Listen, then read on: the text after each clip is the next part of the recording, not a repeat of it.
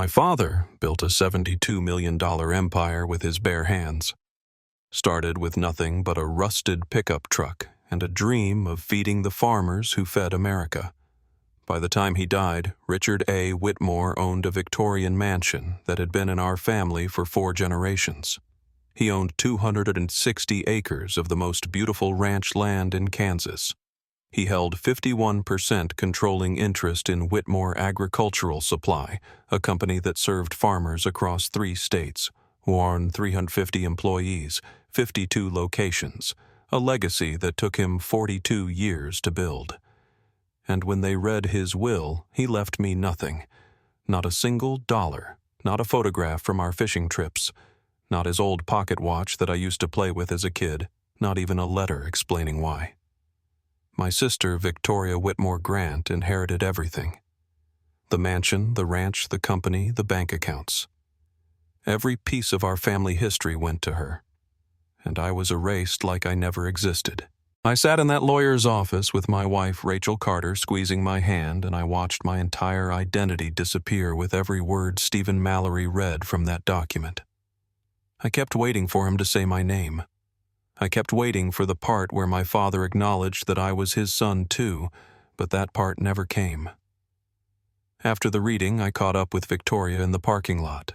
My hands were shaking, my voice cracked when I spoke. "There has to be a mistake," I said to her. "Dad would not do this. We need to talk to Stephen. We need to look at the original documents. Something is wrong here, Victoria. You know something is wrong." My sister stopped walking. She turned around slowly, and there was something in her eyes I had never seen before. Satisfaction. Complete and total satisfaction. Like she had been waiting her entire life for this moment. There is no mistake Evan Dad loved me. He told me he was proud of me. He said it at Mom's funeral, Victoria. He held my hand and told me we would get through it together.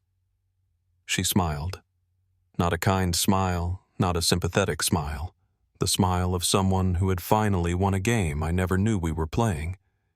"He never loved you, Evan. Not the way he loved me. You were Mom's project, her charity case, her attempt to fix something that was broken from the start. Dad just felt obligated to keep you around because of her. And once she was gone, there was no reason to pretend anymore." I could not speak. I could not breathe. I stood in that parking lot and watched my sister walk to her Mercedes without looking back. She drove away, and I stayed frozen on that asphalt until Rachel finally guided me to our car. 6 weeks later, my wife handed me divorce papers across our kitchen table. "I cannot do this anymore," she said. Her voice was cold, rehearsed, like she had practiced the speech in front of a mirror. I married into a family, Evan. I married into a future. And now there is nothing. You come from a broken family, and I refuse to let that break me too, Rachel. We have been together since high school, 12 years.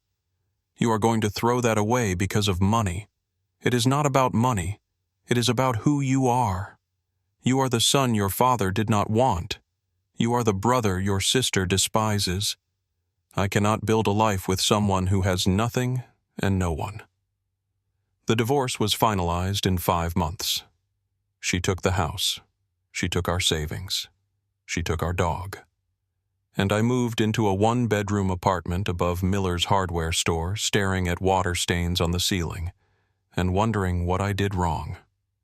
For 3 years, I lived in that apartment. I worked 12-hour shifts at a competing agricultural supply company, loading trucks and managing warehouses for people who whispered about me behind my back. That is the Whitmore kid who got cut out. That is the one his own father did not love. I heard them. I always heard them. I stopped visiting my father's grave because I could not stand looking at the headstone. I stopped talking to friends because I had nothing to say. I stopped believing that my life would ever be anything more than a cautionary tale about family loyalty and misplaced trust. Then, in the spring of 2022, I finally worked up the courage to go through boxes of my father's belongings. These were items Victoria had deemed worthless when she cleared out the estate. Old fishing gear, hunting magazines, a rusted tackle box that Dad used to take on our trips to Lake Harrow. I almost threw the tackle box away. It was dented and corroded, and it smelled like mildew and old bait, but something made me open it. Something made me run my fingers along the inside edges, and that is when I felt it. A false bottom, a hidden compartment that I never knew existed. Inside that compartment was a small brass key and a handwritten note in my father's handwriting. I recognized his script immediately. The sharp angles on his letters, the way he always pressed too hard with his pen. The note said, "Heritage National Box, 2194, only for you." My hands were shaking as I drove to Heritage National Bank the next morning. I showed them the key. I showed them my identification. I proved I was Richard Whitmore's son, and they led me down to the vault. Inside Safety Deposit Box 2194, I found a video camera, one of those old handheld models that records onto mini-tapes. The tape was still inside. The camera was fully charged, like someone had prepared it to be found. That night I connected the camera to my television. I pressed play and my father's face appeared on the screen. He looked tired. He looked scared. This was not the man I remembered. This was not the confident businessman who commanded respect in every room he entered. This was a man who knew he was running out of time. The video was dated December 10th, 2019, 4 months before he died. "Evan," he said, his voice cracking. "Son, if you are watching this, it means something happened to me before I could fix things, before I could tell you the truth myself. I need you to listen carefully, because everything depends on you understanding what really happened." He paused. He wiped his eyes with the back of his hand. "The will that lawyer read to you, the one that gave everything to your sister, that is not my real will. I signed that document under duress. I signed it because Victoria threatened me. She threatened to destroy everything I spent my life building. She threatened to destroy you."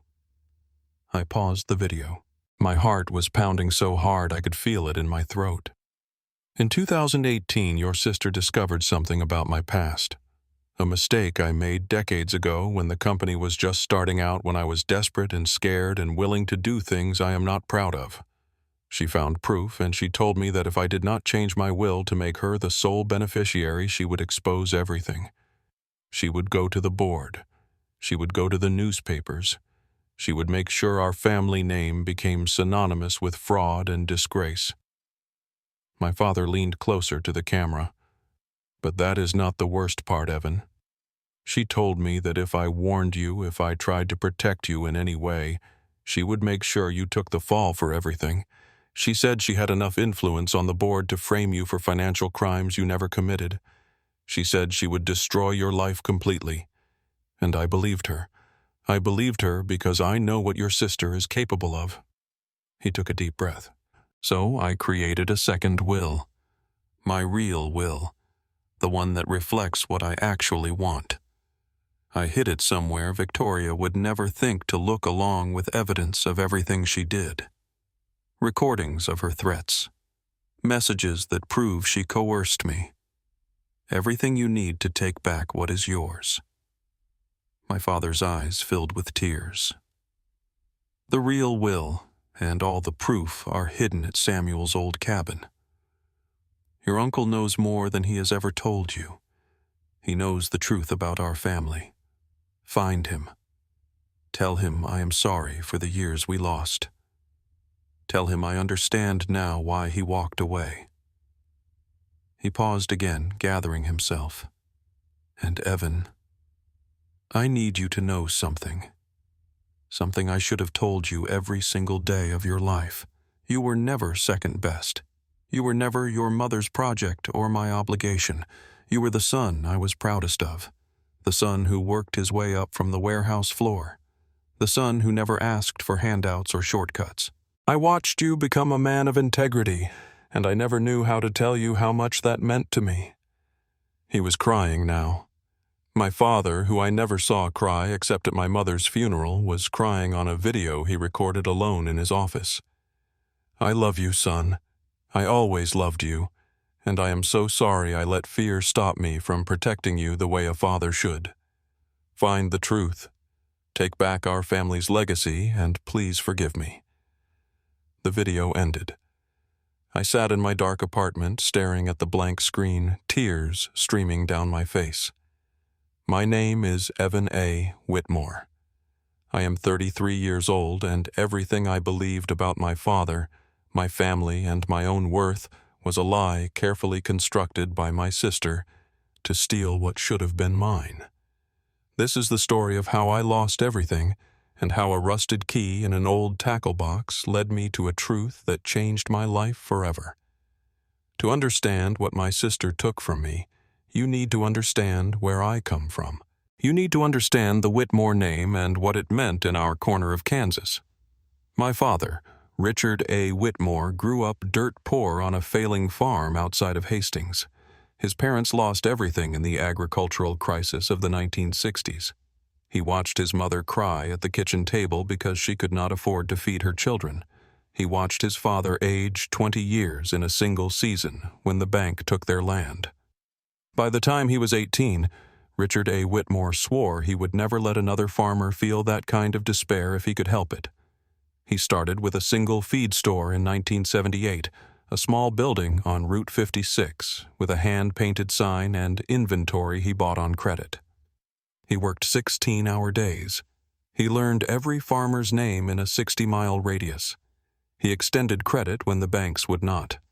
He showed up with supplies during floods and droughts and blizzards when bigger companies stayed home. And slowly, year by year, Whitmore Agricultural Supply grew.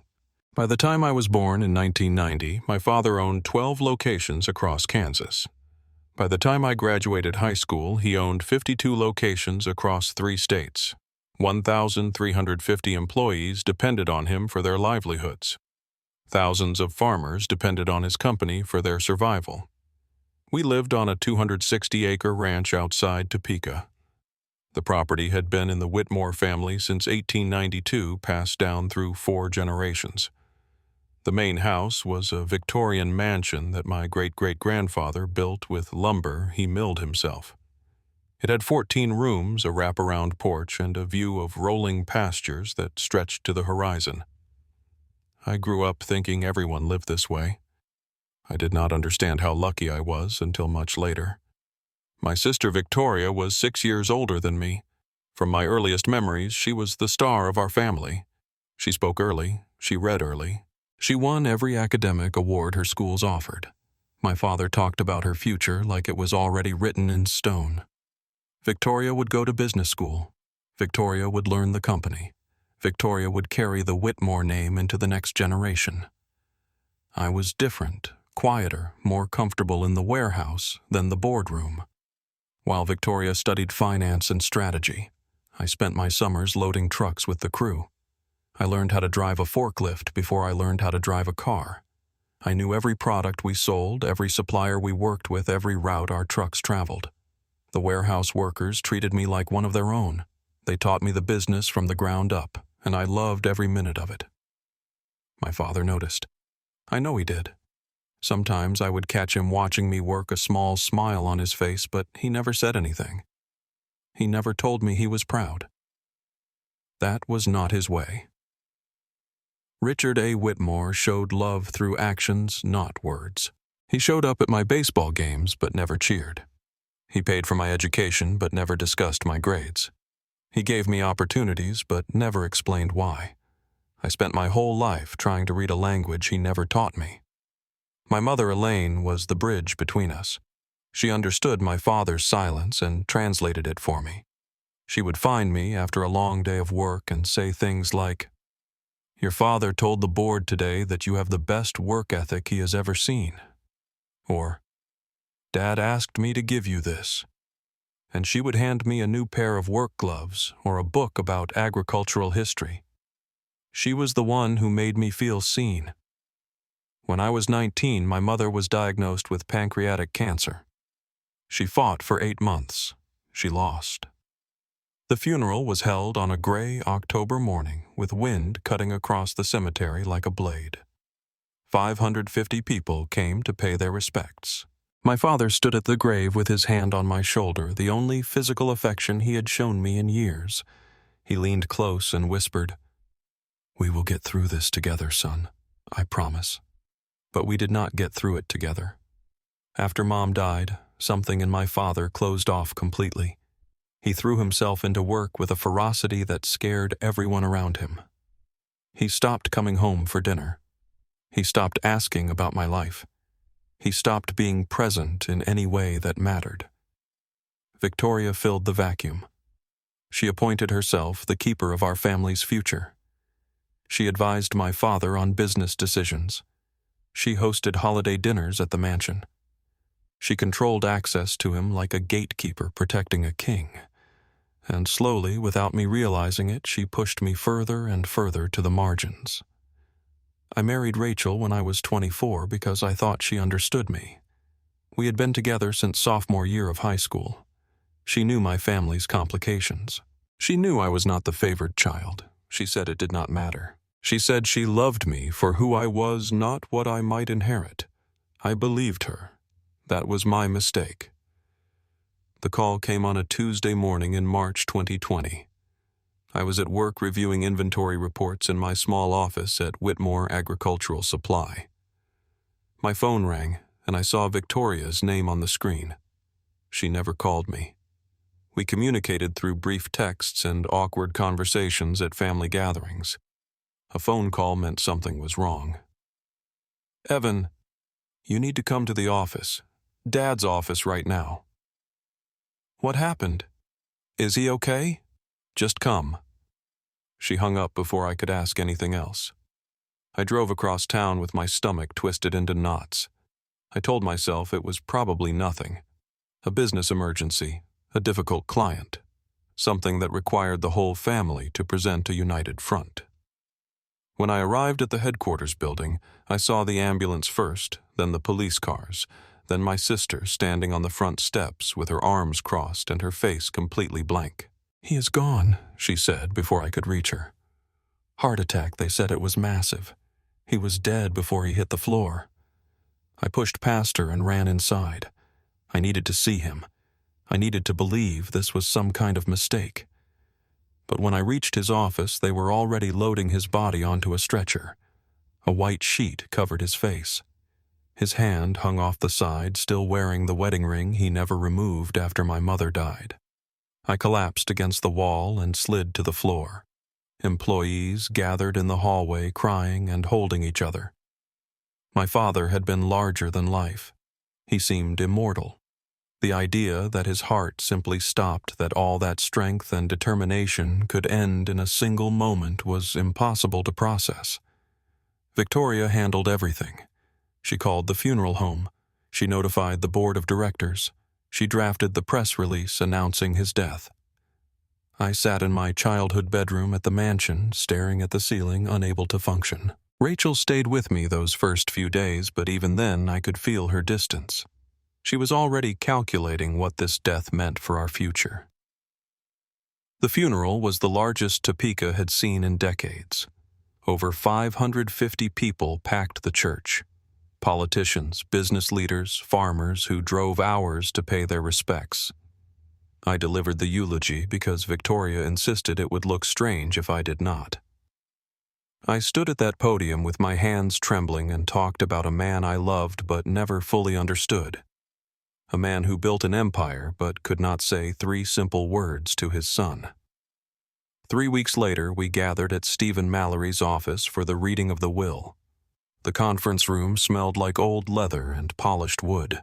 Stephen sat at the head of the table with a thick folder in front of him. Victoria and her husband took seats on one side. Rachel and I sat on the other. Nobody spoke. The only sound was the ticking of an antique clock on the wall. Stephen cleared his throat and began reading. He started with the small bequests. Donations to charities my father supported, gifts to longtime employees, a scholarship fund in my mother's name. I nodded along, waiting for the important part, waiting to hear how my father had divided his legacy between his two children.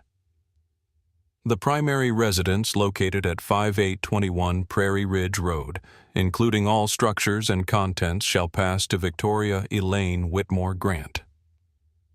I felt the first crack in my chest. The agricultural property, consisting of 260 acres adjacent to the primary residence, shall pass to Victoria Elaine Whitmore Grant. The crack deepened. 51% controlling interest in Whitmore Agricultural Supply shall pass to Victoria Elaine Whitmore Grant. The remaining 49% shall be held in trust with Victoria Elaine Whitmore Grant, serving as trustee with full authority over all distributions and decisions. I waited for my name. I waited for the sentence that would acknowledge my existence. But Stephen closed the folder and removed his glasses. That concludes the reading of Richard A. Whitmore's last will and testament. Rachel's hand went limp in mine. I heard her exhale sharply, a sound of pure disappointment. There must be more, I said. My voice sounded far away, like it belonged to someone else. You skipped something. There has to be a section about me. Stephen looked at me with something like pity. I am sorry, Evan. The document is complete. Victoria stood and gathered her purse. Thank you, Stephen. We will be in touch about the transition. She walked toward the door like she was leaving a business meeting, not a family reckoning. I caught her in the parking lot, my feet moving before my brain could stop them. I grabbed her arm and spun her around. What did you do? What did you say to him? Dad would never cut me out completely. He loved me. He told me so. Victoria pulled her arm free with a look of disgust. He never loved you, Evan. You were Mom's project, her charity case. Dad just kept you around out of obligation. Once she died, there was no reason to pretend anymore. You are lying. Am I? Then why did he leave you nothing? Why did he write you out of his life like you never existed? Face the truth, little brother. You were never really part of this family. You just lived in our house. She walked to her car without looking back. Her husband followed, giving me a pitying glance that made me want to scream. Rachel drove us home in silence. When we got inside, she poured herself a glass of wine and sat at the kitchen table. I stood by the window, watching the sunset over a life that no longer made sense. We need to talk, she said finally. Not tonight, please. Yes, tonight. Because I need to understand what happens now. What are we supposed to do, Evan? We planned our entire future around your family's company, around the inheritance you were supposed to receive. I do not know. I need time to figure this out. There is nothing to figure out. Your father made his choice. Your sister won. And I'm not going to spend the rest of my life being married to the Whitmore who got left behind. 6 weeks later, she filed for divorce. The papers cited irreconcilable differences, but we both knew the truth. Rachel married potential. When that potential evaporated, so did her commitment. I lost my wife. I lost my job when Victoria claimed my presence at the company was disruptive. I lost my home when Rachel took it in the divorce settlement. I moved into a cramped apartment above Miller's hardware store and took a warehouse supervisor position at a competing company. For 3 years, I lived in that gray existence. Working, sleeping, trying not to think about everything I had lost. I convinced myself that my father really did hate me, that Victoria was right, that I was never truly part of the family I thought I belonged to. Then I found the key. The tackle box sat in my closet for 3 years. It was part of a collection of items Victoria had dismissed as worthless when she cleared out the estate. Old fishing gear hunting magazines, a worn flannel jacket that still smelled like my father's cologne. She let me take these things because they had no monetary value. She never imagined they might hold something far more important than money. On a rainy Saturday in April 2022, I finally decided to sort through those boxes. I had been avoiding them because every item triggered memories I was not ready to face. But something pushed me that day, a restlessness I could not explain, a feeling that I had missed something important. I started with the magazines, flipping through pages my father had dog-eared decades ago. I moved to the jacket, checking the pockets and finding nothing but old receipts and a rusted fishhook. Then I picked up the tackle box.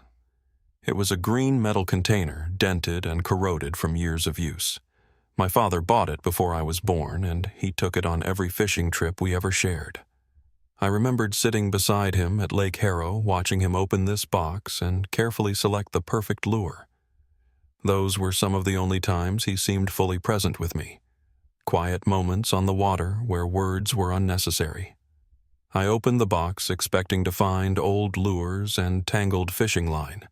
Instead, I found the compartments mostly empty. Someone had cleaned it out. But as I ran my fingers along the bottom, I felt something strange. A slight give in the metal. A seam that should not have been there. I pressed harder, and a hidden panel popped open. Inside was a small brass key and a folded piece of paper. My hands trembled as I unfolded the note and recognized my father's handwriting immediately. The sharp angles on his letters, the heavy pressure of his pen. Heritage National Box, 2194. Only for you. I read those words a dozen times. My father had hidden this key deliberately. He had created a secret compartment in his favorite tackle box and left instructions meant only for me. This was not an accident. This was a message from beyond the grave. I barely slept that night. I lay in bed, staring at the key, turning it over in my fingers, wondering what secrets it might unlock. Part of me was terrified. What if the safety deposit box contained nothing useful? What if this was just another dead end in a life full of disappointments? But another part of me felt something I had not experienced in 3 years. Hope. The next morning, I drove to Heritage National Bank before they opened. I sat in my truck in the parking lot, watching employees arrive and unlock the doors. When the clock hit 9, I walked inside with the key clutched in my fist. The bank manager was a woman named Linda Harper, who remembered my father well. She expressed condolences I had heard 100 times before and then asked how she could help. I showed her the key and explained that I believed my father had a safety deposit box registered in my name. She checked the records and confirmed that box 2194 had been opened in December 2019. Richard A. Whitmore was listed as the primary holder, with Evan A. Whitmore named as the sole authorized accessor. Victoria's name appeared nowhere in the documentation. Linda led me down to the vault. The room was cold and quiet, lined with metal boxes of various sizes. She used her master key in combination with mine to open box 2194. Then she left me alone with whatever my father had hidden inside. The box contained 3 items: a sealed manila envelope thick with documents, a USB drive labeled "Evidence in my father's handwriting," and a video camera, one of those old handheld models that recorded onto mini-tapes. The tape was still inside, and when I checked, the battery was fully charged. Someone had prepared this to be found and watched. I wanted to open everything right there in the vault, but I forced myself to wait. I needed privacy for whatever revelations awaited me. I signed the access log, took the contents, and drove back to my apartment. That evening, I connected the camera to my television using cables I bought at an electronics store. I sat on my worn couch with the remote in my hand, staring at the blank screen. I understood that pressing play might change everything. It might confirm my worst fears or shatter the narrative I had accepted for 3 years. Either way, there was no going back. I pressed play. My father's face appeared on screen and my breath caught in my throat. He looked older than I remembered, tired. There were dark circles under his eyes and a tremor in his hands that I had never seen before. The video was dated December 10th, 2019, exactly 4 months before his death. "Evan," he said, and his voice cracked on my name.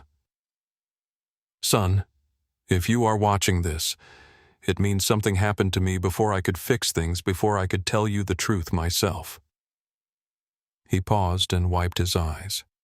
The gesture was so uncharacteristic, so vulnerable, that I felt tears forming in my own eyes. The will that lawyer read to you is not my real will. I signed that document under duress because your sister threatened me. She threatened to destroy everything I built. She threatened to destroy you, and I was too afraid to fight back. He explained everything. In 2018, Victoria discovered evidence of financial fraud my father committed in the early days of the company. Desperate times had led to desperate measures, and he falsified documents to secure a loan that saved the business.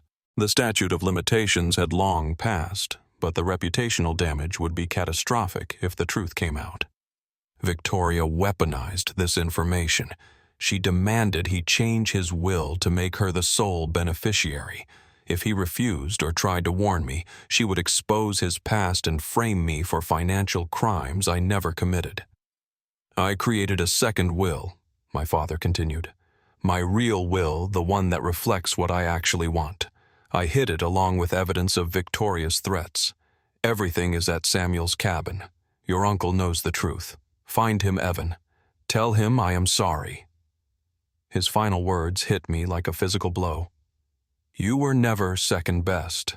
You were the son I was proudest of. I love you. I always loved you. Please forgive me. The video ended. I sat in the darkness of my apartment and wept for everything I had lost and everything I might still reclaim. The next morning I searched for Uncle Samuel. It took 3 days to track down his address in Colorado. When I called, his voice was cautious but unsurprised. I wondered when you would find your way to me, he said. Your father told me you would eventually come to Colorado, Evan. It is time you learned the truth about our family. I drove 20 hours straight from Topeka to Durango. I stopped only for gas and coffee, pushing through exhaustion, because I could not bear to wait any longer. The mountains rose around me as I crossed into Colorado, and I felt like I was entering another world, a place where the lies my sister constructed might finally crumble. Uncle Samuel's cabin sat at the end of a dirt road surrounded by pine trees and silence. It was a modest structure, nothing like the Whitmore mansion, but it looked solid and well-maintained. Smoke curled from the chimney.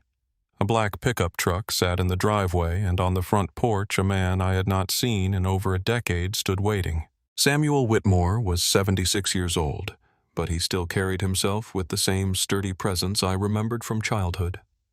He had the Whitmore jaw and the Whitmore eyes, sharp and watchful. His hair had gone completely white and deep lines carved his face, but there was strength in him that time had not diminished. You look just like your mother, he said as I climbed out of my truck. Same eyes, same way of carrying sadness without letting it break you. I walked up the porch steps and stood before him, unsure whether to shake his hand or embrace him. He solved the problem by pulling me into a hug that lasted longer than any I could remember receiving from a family member. Come inside, he said. We have a lot to discuss. The cabin was warm and simple. A fire crackled in a stone fireplace. Bookshelves lined the walls, filled with volumes about history and agriculture and philosophy.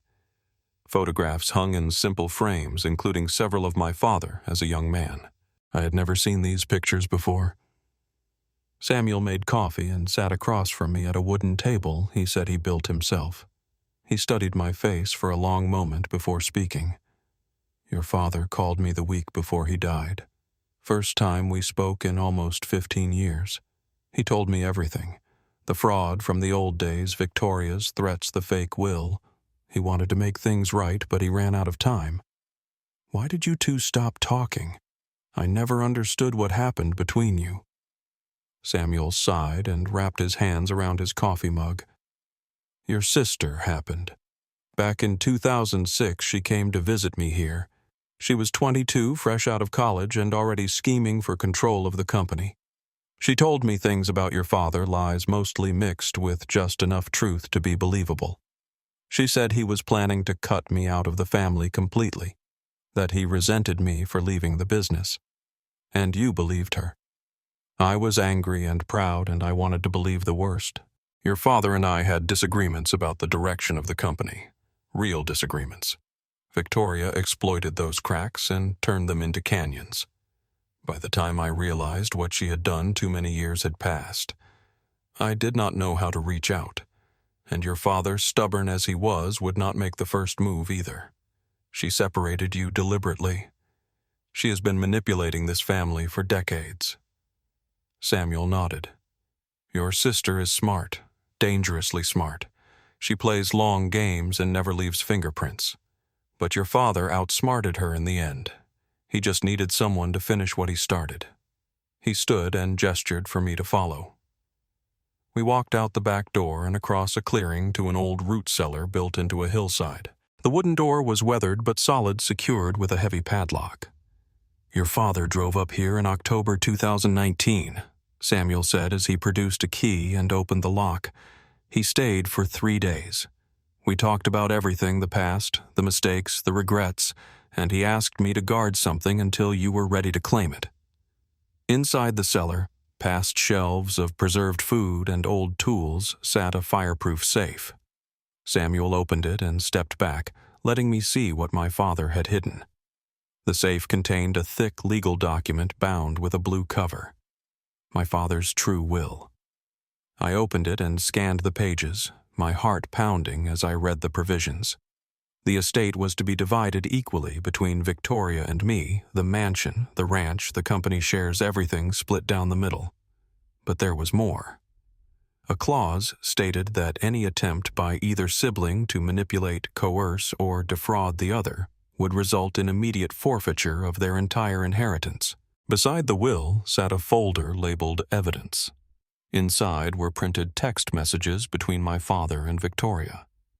Screenshots of their conversations preserved for exactly this moment.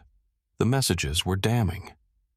Victoria explicitly threatening to expose the old fraud. Victoria demanding changes to the will. Victoria promising to destroy me if my father did not comply. There were also USB drives containing recorded phone calls. I listened to one on Samuel's laptop. My sister's voice filled the cabin, cold and calculating. Change the will, or I go to the press tomorrow. Every newspaper in Kansas will know what you did in 1982. You will die in disgrace and your precious company will collapse. Is that what you want? Dad is protecting Evan, worth losing everything. I had never heard my father sound so defeated as he did in that recording. Please, Victoria. He is your brother. Why are you doing this? Because I deserve it. I worked for it. He just showed up and expected to coast on the family name. This company is mine. It was always supposed to be mine. I closed the laptop and sat in silence. Everything I believed about my family had been a carefully constructed lie. My sister was not the golden child who earned her inheritance. She was a manipulator who stole it through blackmail and threats. What do I do now? I asked Samuel. You take back what is yours. You honor your father's real wishes, and you make sure Victoria faces the consequences of what she did. I gathered the documents and the evidence. I thanked my uncle for guarding these secrets and for waiting all these years for me to find my way to him. He hugged me again and told me my father would be proud. The drive back to Kansas felt different. I was not running from grief anymore. I was driving toward justice. I did not go to Victoria first. I went to Stephen Mallory. The attorney who read my father's fraudulent will sat behind his desk with the color draining from his face as I spread the documents before him. The true will, the text messages, the recorded phone calls, evidence that his client had been coerced into signing a document that betrayed everything he actually wanted. I suspected something was wrong. Stephen admitted, his voice barely above a whisper. Your father seemed afraid during those final months. He would cancel appointments at the last minute. He stopped looking people in the eye, but I had no proof, and he never confided in me. You have proof now. Stephen studied the documents for over an hour. He listened to the recordings with his eyes closed and his jaw tight. When he finished, he looked at me with a mixture of shame and determination. This is enough to challenge the probate. More than enough, and these recordings constitute evidence of elder abuse and coercion. Your sister committed serious crimes, Evan. We filed the legal challenge the following week. I also met with the county prosecutor and presented the evidence of Victoria's threats. The wheels of justice began turning slowly but inevitably. Victoria learned about the challenge through her lawyer. She called me for the first time in 3 years, her voice sharp with fury. What do you think you are doing? You have nothing. Dad left you nothing because you deserved nothing. I have his real will, Victoria. I have recordings of you threatening him. I have proof of everything you did. Silence on the other end. For the first time in my life, I heard fear in my sister's voice. Those recordings are fake. You fabricated them. No. Court will believe you. Then I guess we will find out. The legal proceedings lasted 5 months. Victoria hired the most expensive attorneys in the state. She claimed the evidence was forged. She claimed our father was mentally incompetent when he created the second will. She claimed I had manipulated Uncle Samuel into supporting my scheme. None of it worked. Forensic experts verified the authenticity of the recordings. Handwriting analysts confirmed the second will was written by Richard A. Whitmore. Multiple witnesses testified that my father had become withdrawn and fearful in the months before his death. The picture that emerged was undeniable. When the judge ruled in my favor, Victoria sat motionless in the courtroom. Her perfect composure finally cracked. Her husband stared straight ahead, already calculating the damage to his own reputation. But the civil case was only part of her downfall. The county prosecutor moved forward with criminal charges: elder abuse, coercion, financial exploitation of a vulnerable adult. The evidence was overwhelming, and Victoria's attorneys advised her to avoid a public trial. She pleaded no contest and received 3 years of probation. More importantly, under the terms of our father's true will, her attempt to defraud me triggered the forfeiture clause. She lost everything: the mansion, the ranch, the company shares. Every piece of the empire she schemed to steal became mine. I stood on the porch of the Whitmore mansion on a warm evening in September, watching the sunset over the ranch. The same view my father enjoyed for decades, the same land my great-great-grandfather settled over a century ago. It was mine now, but not because I fought for wealth or status. It was mine because my father loved me enough to leave a trail of breadcrumbs that led me to the truth. Uncle Samuel came to visit the following month. He walked through the mansion with tears in his eyes, touching photographs and furniture he had not seen in 20 years. We scattered my father's ashes together at his favorite fishing spot on Lake Harrow, just the 2 of us, standing at the water's edge as the wind carried him home. I returned to Whitmore Agricultural Supply as chairman, but I brought a different philosophy than my sister would have. I promoted longtime employees my father trusted. I established better benefits for warehouse workers and drivers. I created an emergency fund for farmers facing hard times because I remembered my father's stories about watching his parents lose everything. 2 months after the legal battle ended, I received a letter from Rachel. She had seen the news coverage. She knew about the inheritance. She wanted to meet and discuss reconciliation. She said she had made a terrible mistake and that she never stopped loving me. I read her letter once. I thought about the woman who abandoned me when I had nothing, who called me broken, who filed for divorce because I was no longer a good investment. I burned the letter in the fireplace and never responded. Some betrayals cannot be undone. Some people reveal their true character only when you have nothing to offer them. Rachel showed me exactly who she was, and I would not give her the chance to pretend otherwise. I found a photograph in my father's desk a few weeks later. It showed him holding me as an infant in the hospital, tears streaming down his face. On the back, in his familiar handwriting, he had written, "The day my son was born, the proudest moment of my life." He kept that photograph in his desk for 32 years. He looked at it every day, and he never told me it existed. That was my father, a man who loved deeply but silently, a man who showed affection through actions rather than words, a man who protected me from beyond the grave because he could not find the courage to protect me while he was alive. I understand him now in a way I never did before. I forgive him for his silence. I honor him by running his company with integrity, and I carry his memory with me every single day. If you are watching this, and you feel invisible in your own family, if you feel overlooked or undervalued or forgotten, I want you to know something important. Sometimes the people who love us most are the ones who struggle hardest to show it.